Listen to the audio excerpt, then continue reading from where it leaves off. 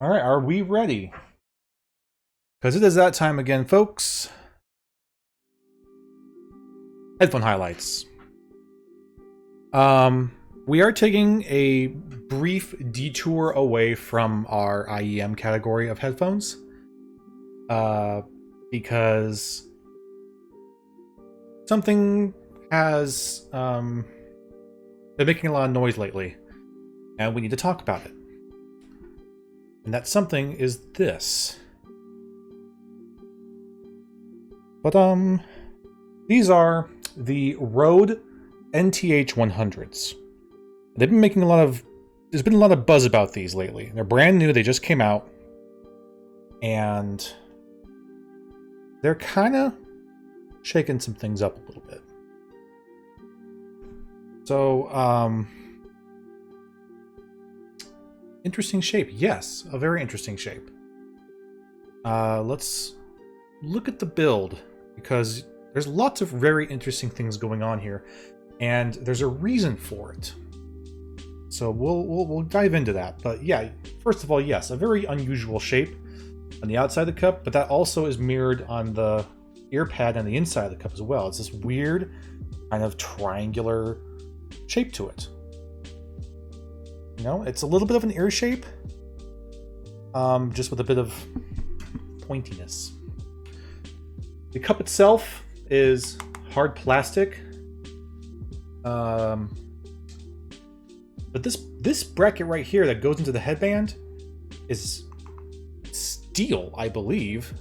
And wow, what a weird, crazy shape it is. Let's see if I can get that to show up here. Like, that's a wild shape for it to just kind of bend like that. They took this metal and they bent it up and over and then twisted it around to maintain it being one piece, and then to have it go up into the headband here. Then again, we got more unusual uniqueness here going on. You see, this is a locking system going on here. You can actually take this adjusting system, unlock it by twisting it like so, and now it'll adjust freely, very, very smoothly up and down. And wherever you want it to be, wherever it's comfortable, you can move that lock again, snap, it's not going to move now. That's a simple little solution that we have not really seen in headphones before. And that makes this is kind of a bigger deal than I think is obvious, because how often do we pick up headphones and we adjust them just right and they fit perfectly, and then we take them off our heads to go do something else. We come back, oh my god, now they moved or something, and now we gotta readjust them everywhere and get them just so right, because if this side's a little bit too low and this side's too wide, then your OC is going to take over and you have to readjust. It's a pain in the ass. So this is super cool. It's locked. It's not going to move. I don't have to worry. It's always going to be at the position I leave it at. Soup. Very good. Back to it. So anyway, very cool adjusting system. Okay, keep going. This is steel? Yes. Probably spring steel. Spring steel headband that goes up into this section, which is one of the big selling points of this headphone. This is Alcantara, which is a very soft, suede-like material. Okay, it's something that is seen on more premium headphones. It's considered a more premium material. You know, Alcantara pads, for example, which these are Alcantara pads. That stuff you see in way more expensive headphones. It's unusual to see it here. It's the same kind of material that is on those Sennheiser HD 6XXs. So that's interesting. They make a big selling point about that with the material here. But I'm not going to knock it. I think that is a fairly good selling point, because that is a very nice feeling material. So yeah, you got Alcantara up here on the headband and on the cups. And the headband itself you could see it's pretty simple. It doesn't have a huge amount of cushioning, but what is there is very plush and very soft. We go into the pads. You got your L, you got your R. They're printed clear as day. No way you're going to mistake which side goes where. The pads are perfectly large and not large. They're perfectly compressing, soft, cushy. But they did an interesting thing with the pads as well, because this seems to be the theme of this headphone. Lots of new interesting things. These pads are obviously of a unique shape, so they're very unique to the headphone, which means you're not likely going to find replacements for them. But not only are these Alcantara, however you want to pronounce it, pads, but they're also cool gel pads. Cool gel, like a cool comfort pillow on your bed would have. This is a gel underneath this fabric that, as they would have you believe, helps keep your ears cool. And that's pretty new. I can't think of another headphone that does that. It is a very comfortable pad. Oh, that's pretty cool. It's a very comfortable pad. However, the cooling gel, as cool as it is a little firm. So it's not the most, softest, most plush pad there is, but the material itself really helps with that, right? The Alcantara stuff is just so nice. It just, yeah, it's fine. The actual size of the ear section of the pad is going to probably be a bit of a win or lose situation, because it's not very large. It's not a very large section for your ear. Yeah, it's kind of ear shaped, but for me, and I don't have the biggest ears in the world, but I have probably larger than average ears. I have to, how do I explain this? I can't just put them on my head and call it good. No. They're like touching my ear in weird ways. So I have to push it forward so that the back of my ears scoop into it, and then push it back and then forward and up and down until it's snug enough where the back of my ear is pushed into the ear pads and kind of scooped out like this. And that's where it's comfortable. It's very strange.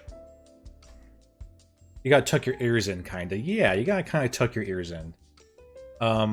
It's not uncomfortable to do that. But if you hate having anything touching your ears, that might be something that you might not like so much. But it works perfectly fine for me. Another interesting part of the headphone is the cable. And to explain why the cable is interesting, I've got to explain the purpose of this headphone. This is intended to be a studio-grade referencing headphone. A studio headphone for referencing audio and audio engineering and audio mixing. Okay? That's the purpose of this thing. I know it looks a little gamery aesthetically, but that's its purpose. Its intention. Oh my gosh, I just realized it has little dimples on it. You got 3 dimples on one side and you got 4 on the other side. Weird. You can just kind of feel with your fingers, I guess. Is it like Braille? Whatever. Anyway, yeah, the purpose of these are to be studio headphones, and they really kind of thought a lot about that. So yeah, you got these premium materials to help with the comfort, and it's a very light. Yeah, it's like Braille. It's a very light headphone. It's extremely well built. Okay, this is extremely well built. Everything feels just so precise and precision engineered, and nothing feels like it's going to fall apart in any way. So it feels like it's going to be a workhorse of a headphone. But if you think about if you have headphones to have in the studio, more often than not, you're going to have a lot of headphones for a lot of people. You got your sound mixers, you got your voice over, your voice talents, you got people who are listening for referencing, whatever have you. You probably have a number of headphones for a number of people that are all going to maybe not necessarily the same source, or maybe the same source, maybe multiple sources, whatever. But say something happens to someone's headphone. Say this headphone, for whatever reason, I'm in a podcast, right? And I'm sitting here, I'm talking, and all of a sudden my headphone cuts out.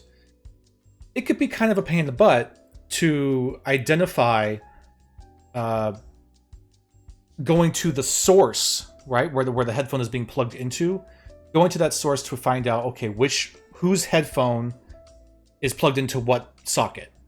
So what they did here is pretty cool. Come on out, you. This does terminate into a single entry 3.5 millimeter. Okay, so that is a very obviously standard, normal headphone termination.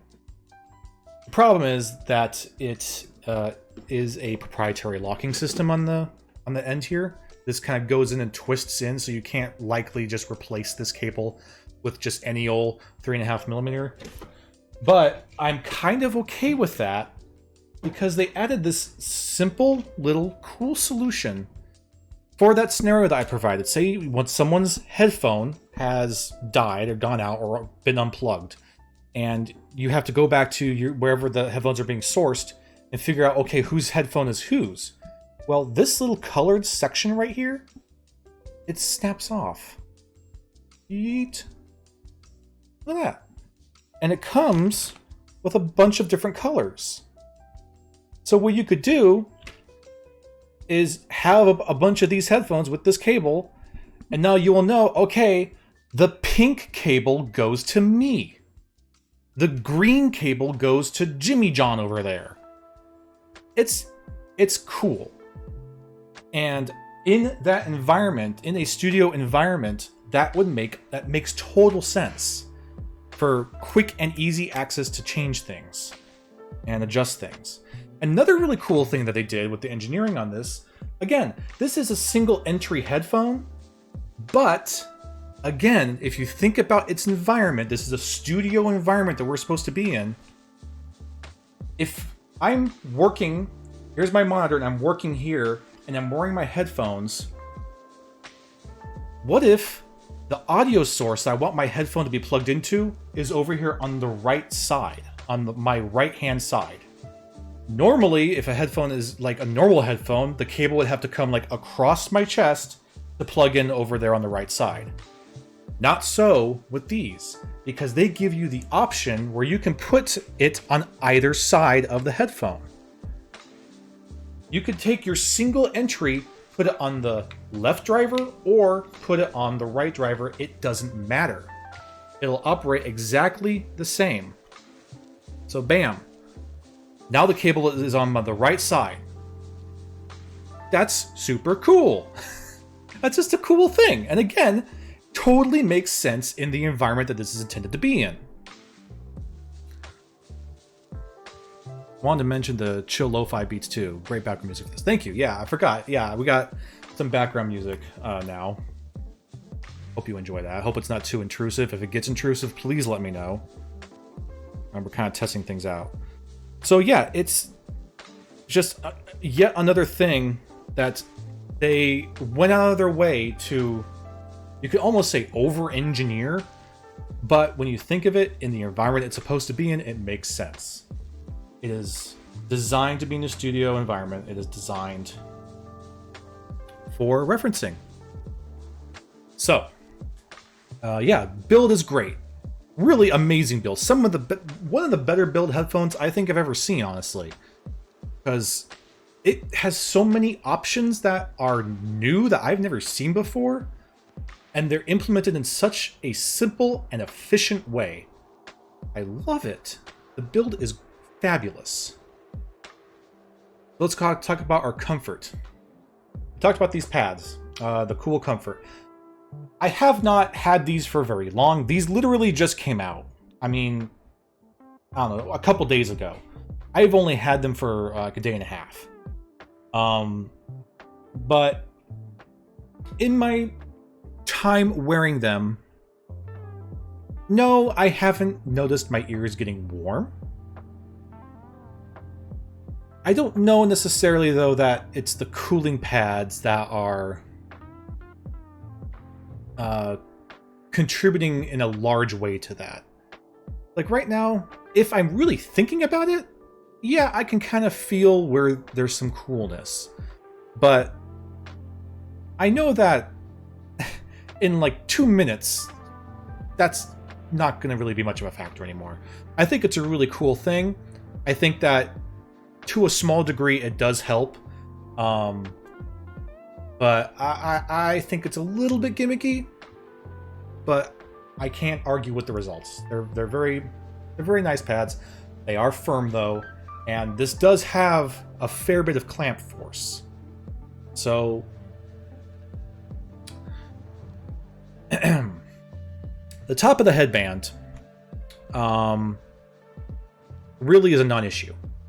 Like, yeah, that's not a whole lot of padding up there, but these snug so firmly on the side of my head and around my ears that the top headband is hardly touching my head at all. This is really where the headphone is resting.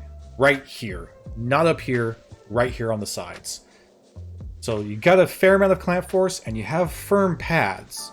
That tends to be a recipe for some uncomfortable stuff, like pressure around your jawline and stuff like that. That being said, I have to assume it's because of the shape of the can, the shape of this chassis. It really doesn't bother me. Like, I can feel the pressure there. I can feel that there's a clamping force here and that these are pretty firm pads.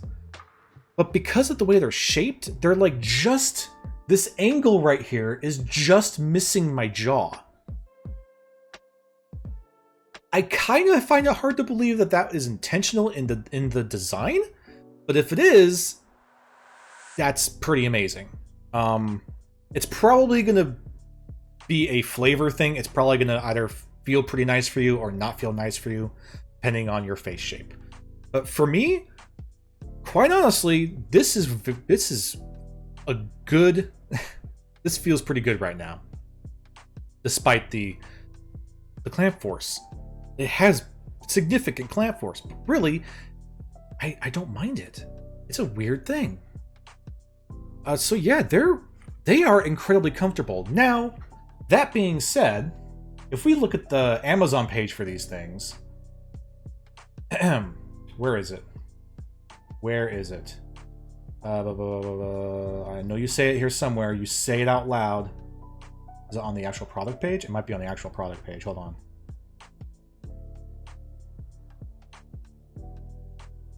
The most comfortable headphone ever made. Okay, Rode. You made some comfortable headphones?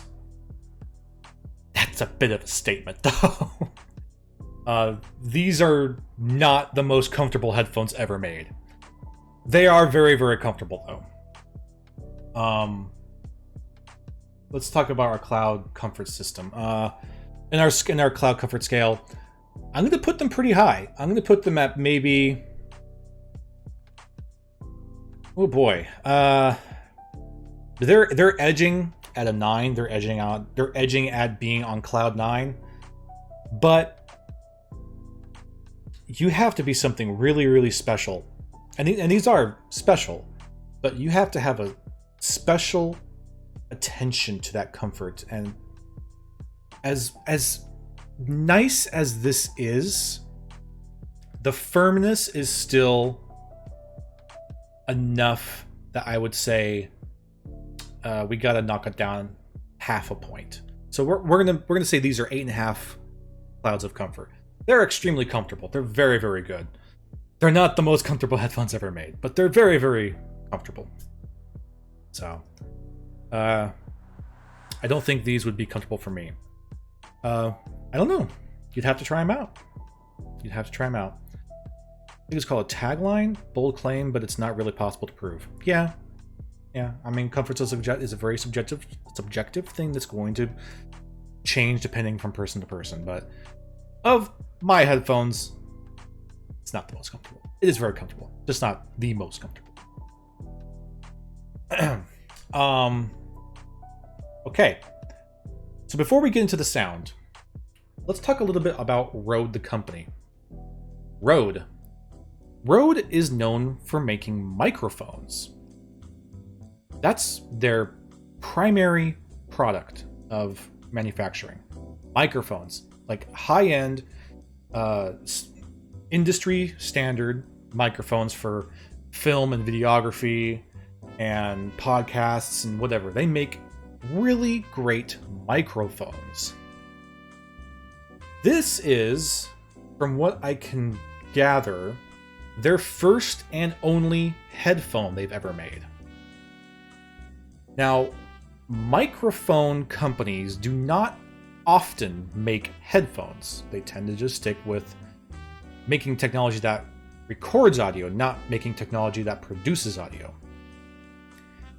That being said, the few microphone companies that have taken the bold jump to try and make a headphone have almost, the few that I can remember, have very much succeeded in making very stellar headphones.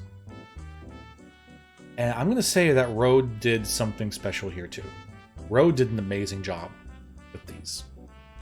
And you know, it kind of makes sense for a company that their whole business is creating high quality audio recording equipment, should also be able to create high quality audio outputting equipment. And yeah, they did that. The sound. These are absolutely referencing headphones. These are absolutely studio grade headphones. And they're a closed back. It's a 40 millimeter dynamic driver that's in these. So it's not the biggest driver we've ever seen.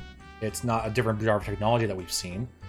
It's a unique chassis shape, but otherwise it's not really that much of a special thing on paper. But the sound delivers. These are neutral and perfect referencing headphones without being boring. But they have a problem. The problem is these are $150. And that's a problem because there's a lot of really excellent headphones at that price range that this now has to compete with right out the gate. I mean, stuff that just came out at $150 includes these, the Sivgas, that, you know, everyone is just losing their minds over. And $150. So this has some competition. And that's it's a bold jump to make for Rode.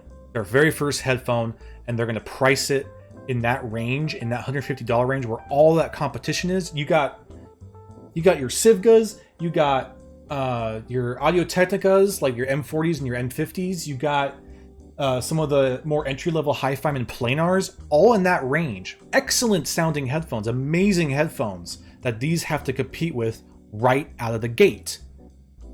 That's a tall order for anyone to make, let alone a company that has never jumped on headphones before. They're competing with these companies that have been doing headphones for decades. So it's a bold thing to do. But I think they made the right choice by limiting this as a, well, I say limiting, but that's not really the right word. They made the right choice by making this a referencing headphone. This isn't a, super fun, smooth, chill out, relaxing, enjoyable headphone. It is a very enjoyable headphone, but that's not its intention. This is a referencing headphone. In fact,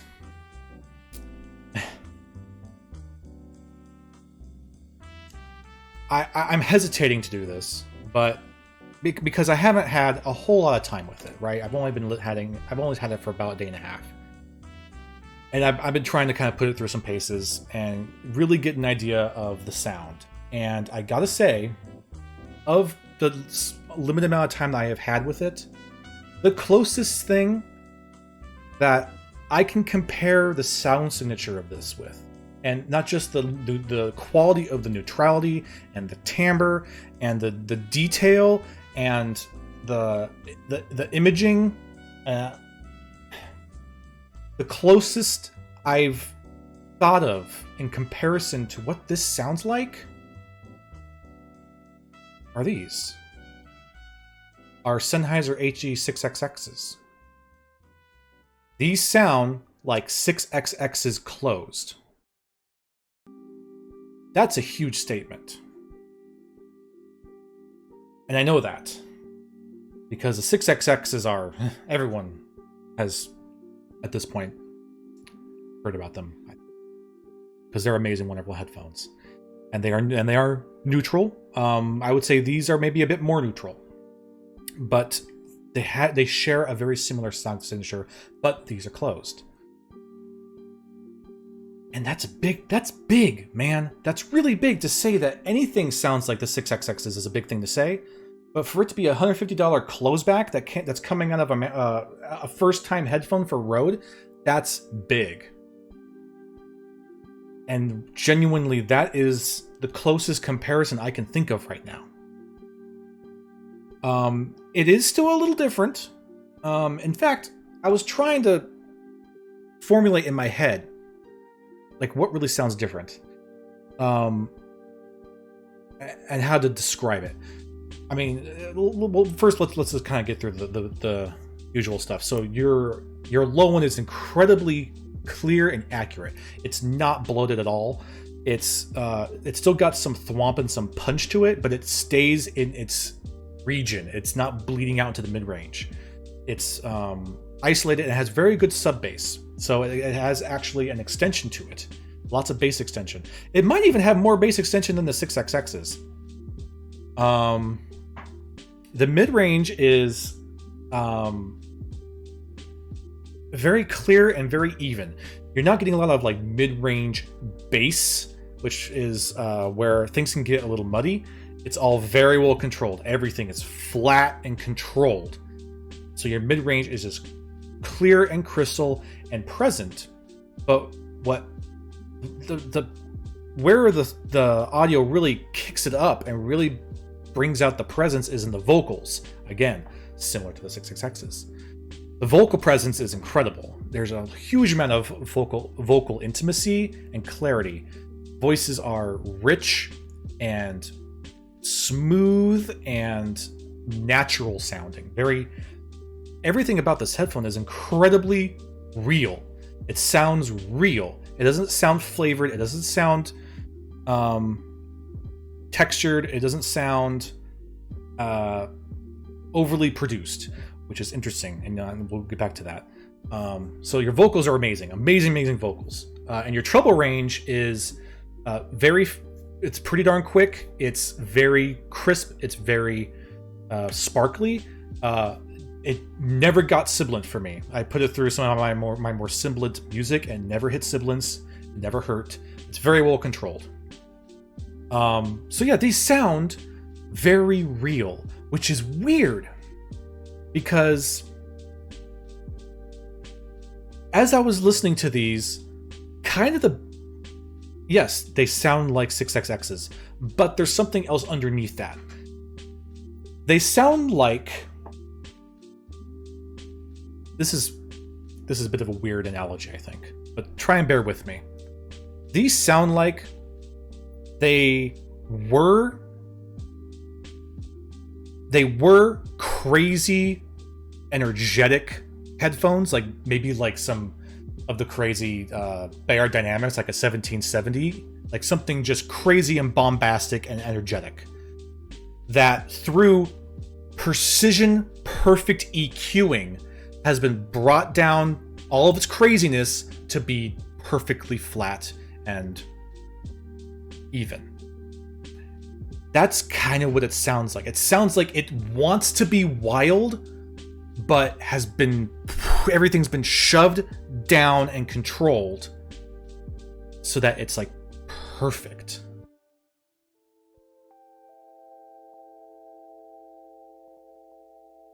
They're like the 6XXs, but there's this almost, I'm going to say synthetic. I know that contradicts a bit. They're very natural sounding headphones. There's almost this syntheticness, like alien robot synthetic thing going on that is like keeping everything in control. I know that's a little funky, but that's what I kept thinking about when I was listening. I'm like, man, they sound like they're amazingly well EQ'd. And I don't mean like, when I say amazingly well EQ'd, I really mean like perfectly EQ'd, like the kind of EQ that you wouldn't really notice if it was EQ'd. I know that contradicts with what I'm saying, but that's where it is. These feel like robot designed headphones. Maybe that makes more sense. Feels like a robot designed these. You know, they don't have the soundstage of the 6XXs, but that they do have soundstage. It's a little bit. It's perfectly usable, perfectly enjoyable. It's a good amount of soundstage, but still lots of intimacy because you gotta have that clarity, you gotta have that referencing, and it absolutely delivers. If you need a $150 studio headphone, I don't think you could beat these. I really don't think you can. No, they don't have the warm lusciousness of the Sivgas, right? Because these are warm, relaxing, just want to chill out and have a good time headphone, and they deliver on it. $150.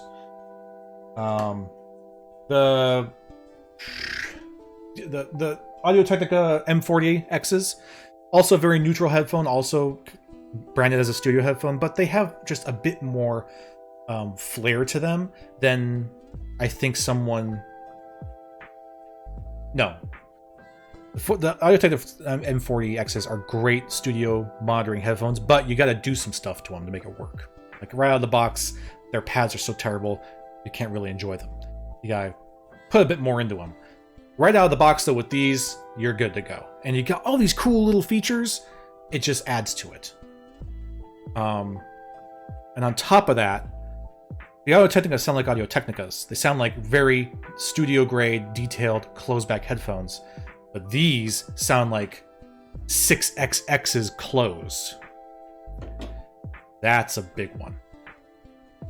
That's a big statement. I will say the 6XXs are probably a little bit warmer, though. So these are more neutral, I think. More in that flat, even playing field. So, yeah, amazing headphones. Amazing headphones. Like, it's a really tough thing for Rode to be throwing out a $150 headphone in the market that they're in right now, with all that competition. But I think they succeeded. I think that this does enough. It specializes in enough things that it stands out. If you need something for referencing that isn't just boring as hell, here you go. This is it. This is it. So, awesome job, Rode. These are amazing. And it's going to be really a headphone to beat in terms of a budget closeback. That's going to be tough. Really tough. Especially with all this new little gadgetry going on. I love it. It's so cool. Thank you, Rode. Very good stuff. I'm glad we got to talk about this, because this has been a bit of a hype train lately. and I wanted to jump on board early, as early as I could, to get this out and start talking about it. Give my 2 cents. So I like them a lot. They're great. They're fabulous. You need referencing headphones, you can't go wrong. Oh, really quick. I don't usually like to do this, but if you are watching on YouTube right now, you'll notice that this video is probably not in sync with what is on the channel, because I'm still playing catch up. With the channel. The channel still has many more headphone highlights to catch up until it catches up with the stream. But if you would like to ever stop by the stream to be live with everyone else during these headphone highlights, my Twitch link is in the chat, and we do these Wednesday nights. Also, if you are watching on YouTube, thank you very much for sticking around and watching these silly videos and listening to a nerd rant about audio. And if you do like what I do, considering to subscribe would be a huge help for me with my teeny tiny channel. So thank you very much for watching. And yeah, let's get back to the game.